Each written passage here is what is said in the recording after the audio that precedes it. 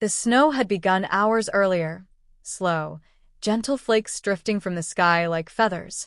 But by nightfall, the storm had turned vicious. The wind howled through the narrow alleys of the small city, whipping ice through the air with merciless strength. Streetlights flickered under the weight of gathering frost. Windows rattled as gusts slammed against them. It was the kind of cold that bit straight through skin and bone. Single Dad Adil tightened the scarf around his neck and pulled his coat closer, trying to shield his 7-year-old daughter Hira from the icy wind. His breath came out in clouds, vanishing instantly into the swirling white darkness. "Baba, it's hurting," Hira whispered, holding his hand tightly as they trudged through ankle-deep snow. "I know, Beti," Adil said, his voice soft but strained. "Just a little more. We'll be home soon." They had stayed too long at the mechanic workshop. Adil had needed the extra hours. Rent was overdue. The heater at home barely worked, and he still had to buy medicine for Hira's cough. He had hoped to reach home before the storm turned severe. But now, every step felt like walking against an invisible wall. Hira clung to his coat, shivering violently despite the worn-out jacket she wore. It used to be her mother's idea to buy her warm clothes every winter, but since she passed away 3 years ago, everything fell on Adil's shoulders. And winter always reminded him of her. "Baba," Hira said suddenly, pointing through the curtain of snow, "someone's there." At first, Adil thought it was just the shadow of the bus stop bench blending with the storm. But as they got closer, he saw a figure hunched under the shelter, covered in snow as if trying to disappear. An old woman. Her thin frame was trembling. She wore a faded shawl, soaked completely, her hands exposed and turning blue. Her hair, what little wasn't covered by snow, was sticking to her forehead, frozen in strands. Her shoes, simple plastic slippers, were covered in ice. Adil's heart clenched. No one should be outside in a storm like this. He bent down to look at her face. "Ani, are you okay? Can you hear me?" Her eyelids lifted slowly, and two tired, frightened eyes looked at him.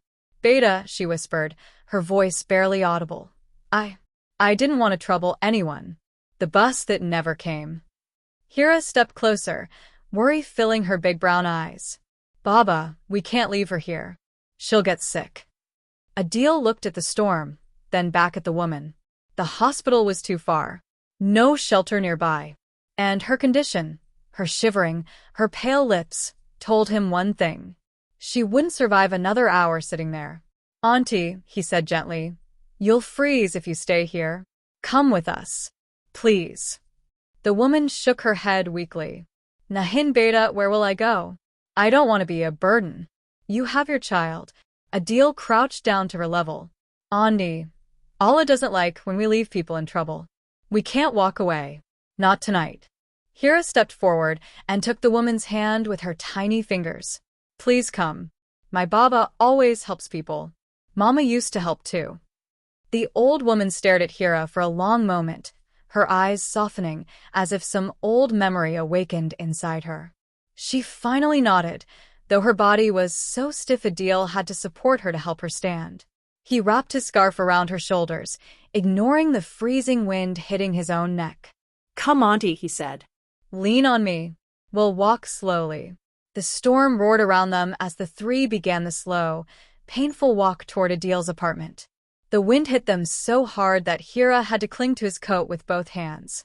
Snow swirled around their legs, making every step feel like sinking deeper into quicksand. Halfway home, the woman stumbled. "Auntie." Adil caught her before she fell. She was lighter than he expected, frail, almost weightless. "I'm sorry," she gasped. "You have nothing to be sorry for," he said firmly. He lifted her arm over his shoulder. Every few steps, he asked Hira to check if she was still breathing normally. The little girl nodded each time, though worry was written all over her face. When they finally reached the apartment building, it looked even older and shabbier than usual. Paint peeling, stairs cracked, lights flickering. Adil hoped the woman wouldn't feel uncomfortable, but the storm left no space for pride. He guided her up the stairs, pausing every few steps as she caught her breath. Inside, the apartment was cold, almost as cold as outside. The heater had stopped working again. Adil cursed under his breath and quickly went to light the tiny stove they used for warmth. Beta, the woman said softly as she sat on the couch, her voice trembling, you didn't have to do this. Adil shook his head. Ani, if something happened to you out there, I wouldn't forgive myself. Hira rushed to bring a dry blanket, the one she usually kept for herself. She wrapped it around the woman's shoulders and smiled shyly. Are you warmer now? The woman looked at her with gentle surprise. Yes, my child, thank you. What is your name? Hira, she said proudly. And this is my Baba. The old woman smiled weakly. You have a very kind daughter, Beta. Adil glanced at Hira, pride and sadness mixing in his eyes. She learned from her mother, he said quietly. The woman noticed the pain in his voice but didn't ask. Instead, she looked around the small apartment, the cracked walls, the stacked repair tools, the thin mattresses on the floor. She realized instantly that this family had hardships of their own. Yet they opened their home to her. Let me get you something hot to drink, Adil said, rubbing his hands together to warm them. He boiled water on the stove and made tea, weak since they had very little milk left, but warm enough to help the woman's frozen hands. He offered it to her carefully. She held the cup with both hands, as though it were precious gold.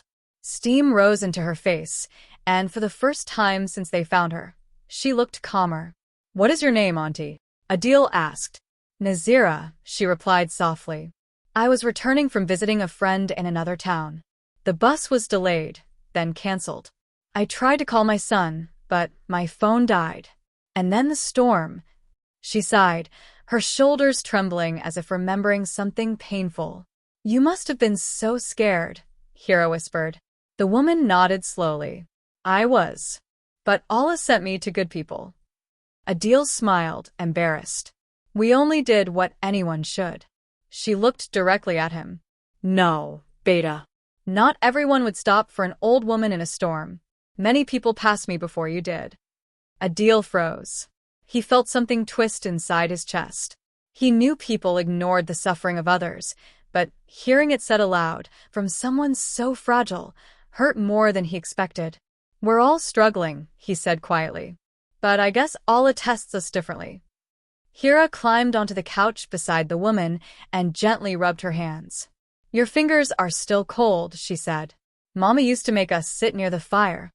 The old woman's eyes softened as she looked at the girl. You miss her, don't you? Hira nodded, biting her lip. Adil quickly stepped in. Hira, why don't you get Auntie some warm socks? The girl hurried away, giving Adil and the woman a moment alone. Nazira's gaze lingered on him. You are carrying a lot, Beta. Adil didn't answer at first. He only stared at his hands, rough and cracked from long hours at the workshop. I'm just trying, he said softly. Trying to give her a life. I'm just trying, he said softly. Trying to give her a life. The stove crackled, casting warm orange light across the small room. You're doing more than trying, the woman said. Tonight, you saved a life.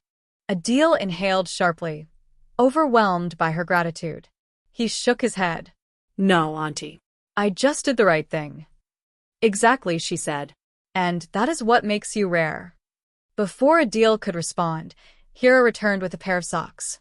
She kneeled at the woman's feet and helped her put them on, her tiny hands moving gently.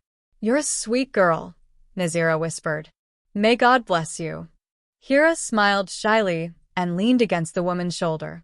The old woman looked at the child as though she were seeing her own past, something she had lost long ago. Adil prepared a small plate of food, a piece of leftover roti, some lentils, and half an egg. It wasn't much, but it was all he had. He placed it in front of her. Auntie, please eat. She shook her head. This is too much. You haven't eaten, have you? Adil forced a smile. I eat later. But Hira, ever honest, whispered. He's lying. Baba didn't eat since morning. Adil shot her a gentle warning look, but the woman understood instantly. Tears welled in her eyes. Beta, she said quietly, why would you give me your food when you need it too? Because life is cruel enough, he replied softly. No one should suffer alone. The room fell silent. The storm raged outside, wind howling through the cracks in the windows, yet inside there was a strange, warm stillness. A bond formed in that small, cold apartment, a connection deeper than words. Nazira slowly ate. Hira sat beside her telling small stories, and Adil watched them both, unaware that this one act of kindness would change his life in ways he couldn't imagine. Before sleeping, the old woman whispered something to Adil that stayed with him. Good hearts like yours are tested the hardest, but rewarded the brightest. And though Adil didn't understand it then, the reward would arrive the very next morning. The storm outside showed no signs of easing. Snow slammed against the windows like cold fists, rattling the thin glass panes. The wind howled through the small cracks in the apartment walls, making the place groan as if the building itself were shivering. But inside, the soft glow of the stove created a fragile warmth, enough to push back the freezing night. Adil spread a second thin blanket over Nazira. She had finished her meal, one slow bite at a time. Her hands had stopped trembling so violently, but exhaustion still clung to her face. Her breathing had steadied, yet every inhale still sounded heavy, like someone who'd been fighting the cold far too long. "Are you warmer now, Auntie?" he asked gently. She nodded, though it was clear she didn't want to trouble him further. "I am, Beta, thank you. You and your daughter, you both saved me tonight." Adil sat down across from her on the worn-out rug, his back resting against the wall. The little stove crackled, casting shadows across his tired face. Hira sat beside him, leaning her head against his shoulder, her eyes half-closed. "Baba," she whispered, "she can sleep in my bed tonight. I'll sleep with you." Adil kissed her forehead. "We'll see, Beti. Let's first make sure Auntie is all right." Nazira looked at the girl for a long, thoughtful moment. Her eyes glistened, not from the cold this time, but from something deeper, some emotion Adil couldn't place. "You remind me of someone," she said softly. Hira lifted her sleepy head. Who? "My own granddaughter," the woman whispered. "She was about your age when I last held her." Adil's brows furrowed. He didn't want to pry, but the sadness in her voice was impossible to ignore. "What happened?" he asked gently. Nazira closed her eyes for a moment, as if gathering the strength to speak. "She passed away years ago," she said at last. "A small illness ignored. Her parents were busy, too busy to notice the signs." Her voice cracked on the last word. She covered her mouth with her trembling hand, tears escaping from the corners of her eyes. Adil swallowed hard. He didn't know what to say. Sometimes silence is kinder than questions. "I'm sorry," he said finally. "No one should lose a child." The old woman wiped her tears quickly, embarrassed. "You must think I'm weak." "Not at all," Adil said. "Pain doesn't make us weak. It makes us human." He spoke from experience, deep, haunting experience. Hira looked up at him, sensing the heaviness in the room. She reached for Nazira's hand. "Auntie, you can pretend I'm your granddaughter tonight. Mama used to say people need someone to sit next to." Adil's heart clenched. His daughter had always been too mature for her age, too compassionate, too attuned to sorrow. Nazira let out a small, broken laugh. "Thank you, Mary John." A cold gust of wind slipped through the cracked window, making the stove flame flicker. Adil immediately stood and adjusted the cloth he had stuffed into the gap to keep the air out. "You should fix this window, Beta," Nazira said. "I will," he replied. "Just need to save up a little more." But she had already seen the truth. The peeling walls, the broken heater, the single shelf with barely enough food, the worn mattresses, the exhaustion on Adil's face that hinted at a life lived in constant struggle. She was silent for a moment, her eyes scanning the room carefully. "Adil," she said finally, "you are struggling too, aren't you?" Adil looked away. He hated pity more than poverty. "We manage," he said simply. But Nazira wasn't fooled. "Your hands, they're cracked. You work long hours." "A mechanic's life," he replied. "And you walk home with your daughter in a storm because you cannot afford transport." He opened his mouth, then closed it. She had read him like a book. "It's okay, Beta," she said. "There is no shame in hardship. Only shame and cruelty. She glanced at Hira, who was now drifting off. You give her everything you have, she said quietly. Even when it costs you. Adil's voice softened. She deserves a good life. She deserves more than this. That confession came out raw, unfiltered. He didn't usually speak like this around strangers, but something about Nazira's presence felt familiar, comforting in a way he couldn't explain. The woman leaned back against the couch, exhaling deeply. And yet, she murmured, in all your hardship, you opened your home to me without hesitation. Adil sighed. Auntie, I couldn't leave you out there. Anyone would have done the same. No, she said firmly. Not anyone. Her voice carried a quiet authority that made him pause. I sat at that bus stop for almost 2 hours, she said. People passed by. Cars slowed down, but didn't stop. Some looked at me, then looked away. As if I were invisible.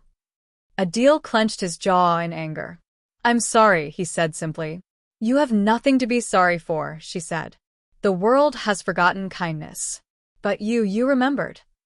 For a moment, the room was filled with a silence, so thick it felt heavy.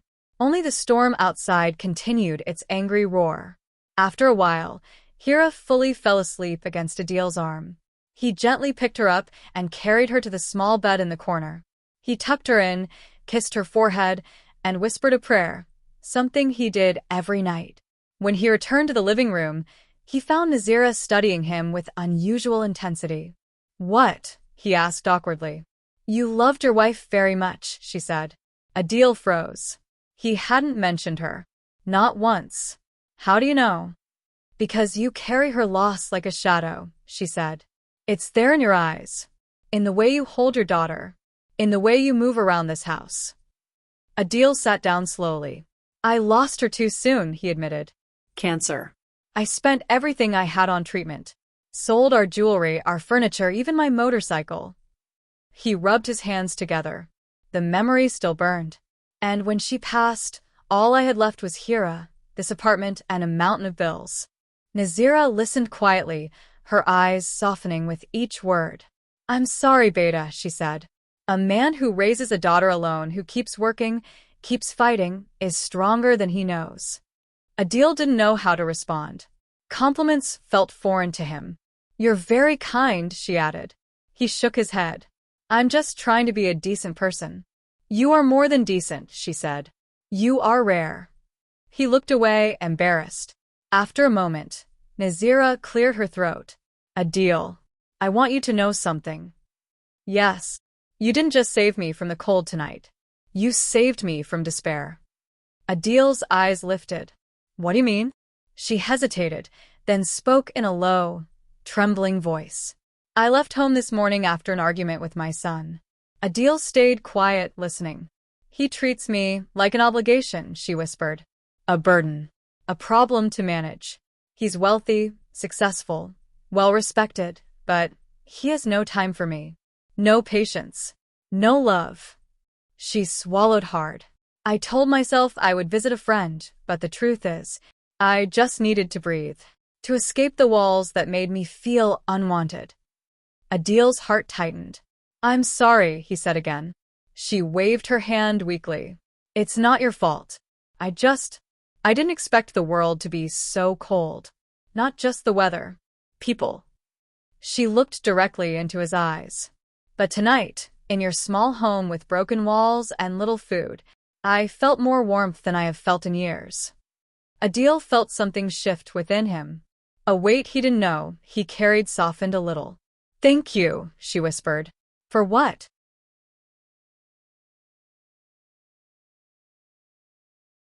I'm sorry, he said simply. You have nothing to be sorry for, she said. The world has forgotten kindness. But you remembered. For a moment, the room was filled with a silence, so thick it felt heavy. Only the storm outside continued its angry roar. After a while, Hira fully fell asleep against Adil's arm. He gently picked her up and carried her to the small bed in the corner. He tucked her in, kissed her forehead, and whispered a prayer, something he did every night. When he returned to the living room, he found Nazira studying him with unusual intensity. What? he asked awkwardly. You loved your wife very much, she said. Adil froze. He hadn't mentioned her. Not once. How do you know?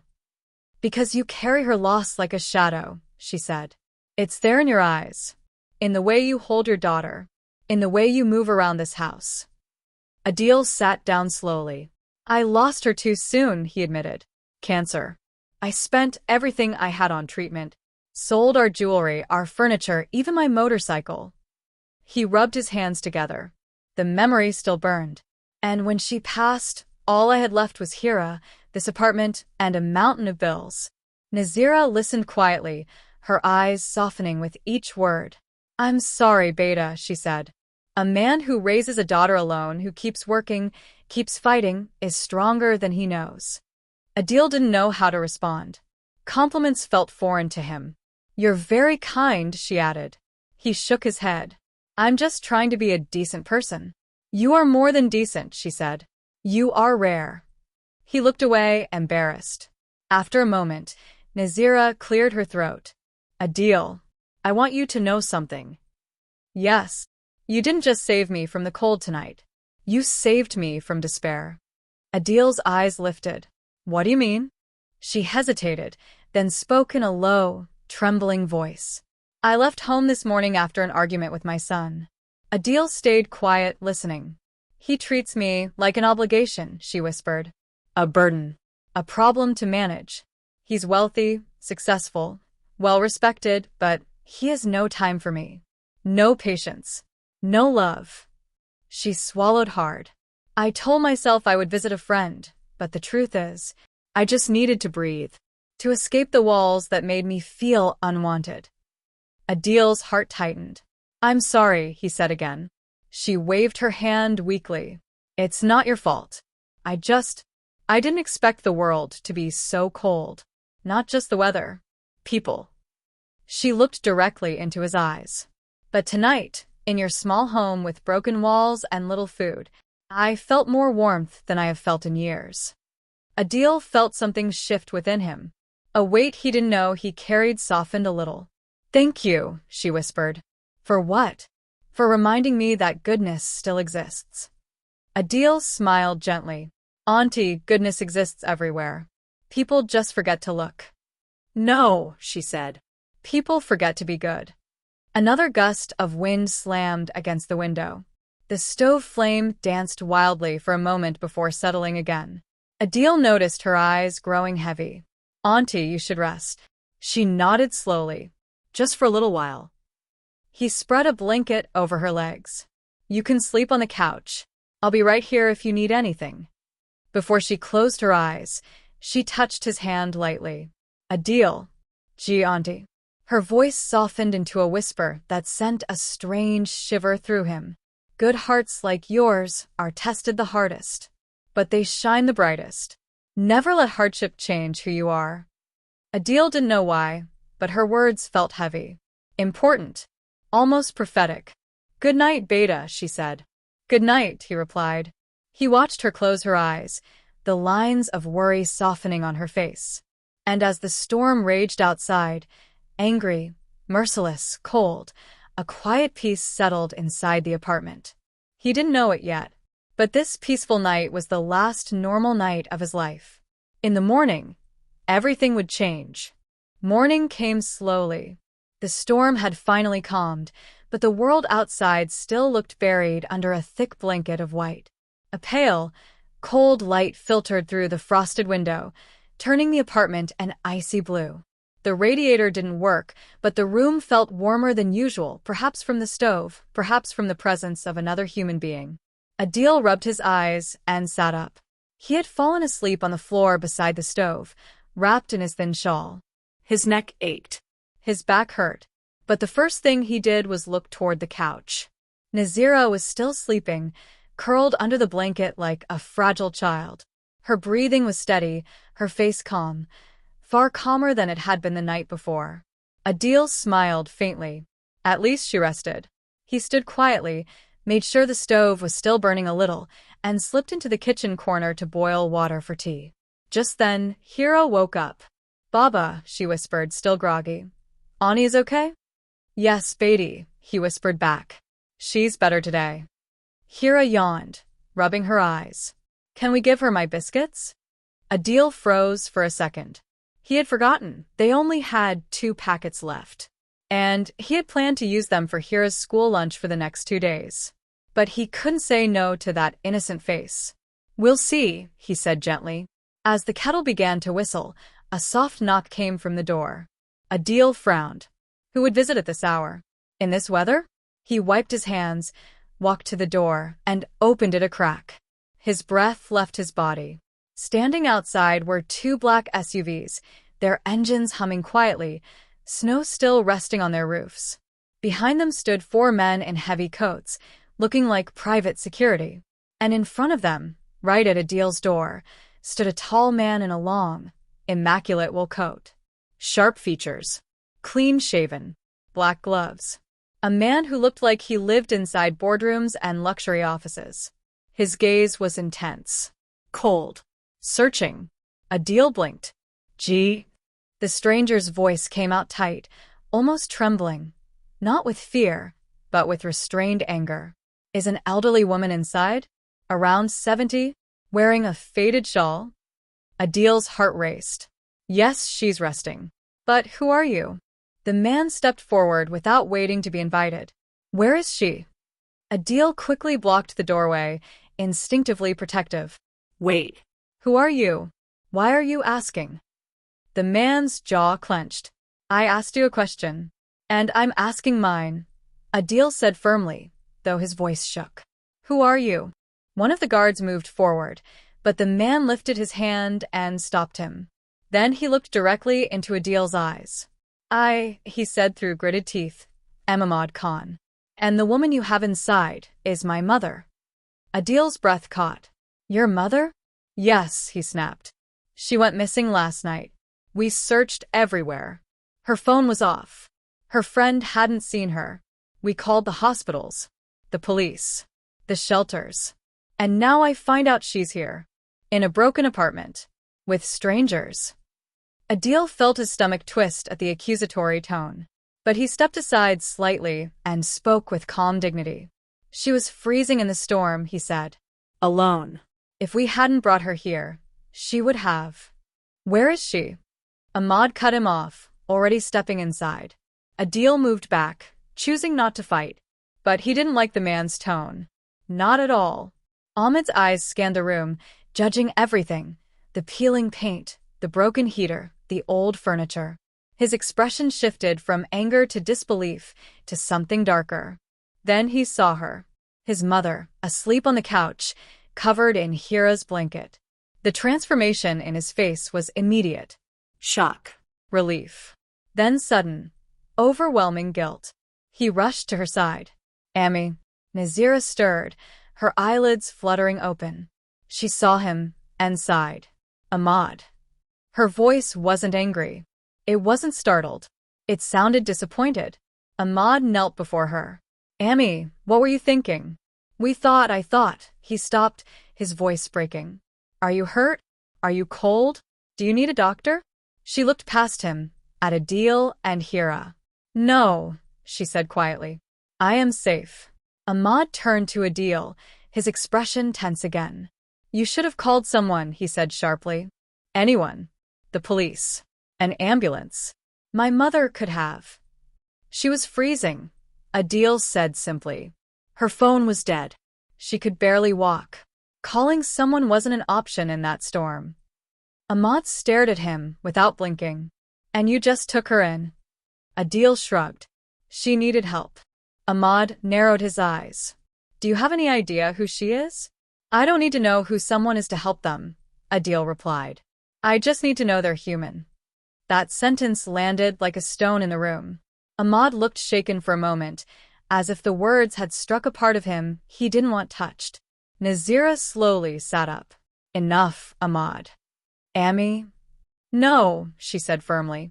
Listen. She reached for Adil's hand. This man and his daughter, they saved me. Ahmad swallowed, guilt flickering across his face again. You shouldn't have been out alone, he said softly. And you shouldn't have ignored me for the past 2 months, she replied with equal softness. Silence. Ahmad looked away. Adil suddenly felt like he shouldn't be witnessing this. But before he could move, Hira came into the room, clutching her biscuit packet. "Auntie, you're awake," she said happily. Nazira smiled warmly. "Yes, Mary John." Hira looked at the strangers, confused. "Baba, who is he?" Adil kneeled beside her. "This is Auntie's son." Hira blinked. "But he looks angry." Ahmed's eyes widened. Nazira chuckled sadly. "Children see the truth." Ahmad looked at Hira as if seeing a child for the first time in years. Why did you help my mother?" he asked her quietly. Hira tilted her head. "Because she was cold." He stared at her, processing that simple, innocent explanation. "Baba says, when someone needs help, you help them. Doesn't matter if they're rich or poor." Ahmed's face softened. Just a little. Nazira patted her son's hand. "Learn from her." Adil exhaled slowly. The tension in the room eased, but a heaviness remained. After a long breath, Ahmad finally spoke. "Thank you," he said quietly, but there was a stiffness to it, as if he wasn't used to saying the words. "You saved my mother." But Adil shook his head. "We did what anyone should do." "No," Nazira said. "Not anyone. Many people walked past me." She looked directly at her son as she said it. Ahmad looked down. For a moment, the room was filled only with the sound of the stove crackling. Then Ahmad straightened, cleared his throat, and turned to his guards. "Bring blankets," he ordered. "And her coat." And he hesitated, then added, "Food for the family." Adil shook his head quickly. "There's no need for that." But Nazira spoke up, her tone firm. "There is every need. You took me in when you had nothing. Let us give back when we have plenty." Ahmad watched her with a conflicted expression, shame, pride, confusion, all battling inside him. He finally nodded to the guards. They stepped out, returning moments later with thick blankets, a thermos, and a large container of hot food. Hira gasped softly. "Baba, food." Adil smiled awkwardly, embarrassed. "Thank you, but really, we didn't help her for." "I know," Nazira said gently. "That is why it matters." Ahmad exhaled slowly. His voice trembled slightly as he looked around the tiny apartment again. "This place, you live here with your daughter?" "Yes," Adil said quietly. "It must be hard." Adil didn't reply. He didn't need to. Ahmad studied him for a long moment. Something seemed to shift in his expression, a realization, a sense of responsibility, maybe even respect. "We're taking her home now," he said softly. "But before we go," he reached into his coat and pulled out a small card. He held it out to Adil. "This is my direct number. If you ever need anything at all, call me." Adil hesitated. "You don't have to." "I do," Ahmad said. "For my mother. And for humanity." His tone had softened. "Not much, but enough." Nazira stood up slowly, leaning slightly on Ahmed's arm. She turned to Adil. "Beta," she said, "we will see each other again very soon." Hira hugged her tightly. "Auntie, will you visit?" Nazira cupped her cheek. "Of course, Mary John." Ahmad stepped toward the door, helping her. He paused before leaving, turning back one last time. "Adil, thank you," he said, this time without stiffness. "I owe you more than you know." Then the door closed and silence filled the room. Adil stood still, unable to process the whirlwind that had just entered and exited his home. Hira tugged at his sleeve. "Baba, are we in trouble?" Adil laughed softly, a tired, breathless laugh. "No, Beatty. I think something big is about to happen." He didn't know how big. Not yet. But the arrival of that millionaire son was only the beginning. Adil didn't expect the millionaire to return. In fact, after the SUVs drove away and the snow outside grew calmer, he thought maybe all of this was over. Maybe it had just been one strange, intense moment in an already difficult winter. But life had another surprise waiting. It began with a rumble, a sound so deep it vibrated the cracked window of the apartment. At first Adil thought it was thunder, but thunder didn't roll this close. He wiped his hands on his worn shirt and stepped toward the window. His heart froze. 3 massive trucks were lining up near the building. Not small vans, industrial-sized delivery trucks, the kind used for furniture stores or construction companies. Behind them stood 2 SUVs again, headlights cutting through the afternoon fog. "Baba, are those for us?" Hira whispered, peeking from behind him, her small hand clutching his shirt. Adil was too shocked to speak. The doors of the trucks swung open, and men in uniforms started climbing out. Not laborers, professional teams. Movers. Technicians. Electricians. Plumbers. All coordinated, as if this was a mission. And leading them was none other than Ahmad Khan, striding forward with purpose, coat fluttering in the cold breeze. Adil opened the door before the millionaire even reached the building. "Sir, what is this?" he asked, stumbling over his words. Ahmad paused, his expression softer than before, calm but determined. "This," he said, gesturing toward the trucks, "is what my mother asked me to do. And when my mother asks something, I listen." "But, sir, you don't have to." Ahmad raised a hand. "You didn't have to save her. You didn't have to give her your last blanket. You didn't have to skip your dinner to feed her. Yet you did." Adil swallowed hard.